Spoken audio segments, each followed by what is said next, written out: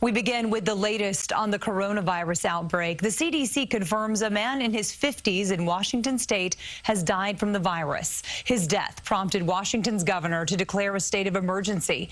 The White House also issued new travel restrictions today for Iran, Italy, and South Korea. And the FDA has granted New York permission to run its own coronavirus testing. TV 1055's Christina Fan joins us in studio with the latest on the outbreak. Christina. Well, Jessica, news of that first coronavirus death prompted the president to make a rare Saturday appearance to calm fears. Officials say the patient was a man in his 50s with underlying health conditions. Hours after the coronavirus claimed its first American life, the White House authorized sweeping new travel restrictions and warnings. There's no reason to panic at all.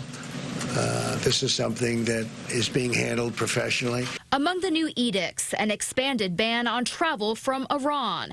Americans also urged not to travel to areas in Italy and South Korea most affected by the virus. The president also floating the possibility of closing the southern border. Additional cases in the United States are likely, but healthy individuals should be able to fully recover. The assurance came as Washington state declared a state of emergency Saturday following a rise in new cases and the nation's first death.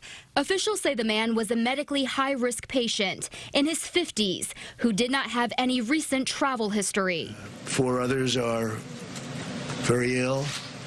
Thankfully, 15 are either recovered fully or they're well on their way to recovery. Meanwhile, after pleading for weeks, Governor Andrew Cuomo announced the FDA finally granted permission for New York to conduct its own coronavirus testing, significantly cutting down on wait times. It'll take a burden off the CDC, and it will get us answers faster. So far, there are still no confirmed cases in our area. The latest suspected patients in New York City and in Monmouth County, New Jersey, both tested negative. President Trump also announced that he will be meeting with pharmaceutical companies at the White House on Monday to discuss the development of a coronavirus vaccine. In the studio, Christina Fan, TV 1055.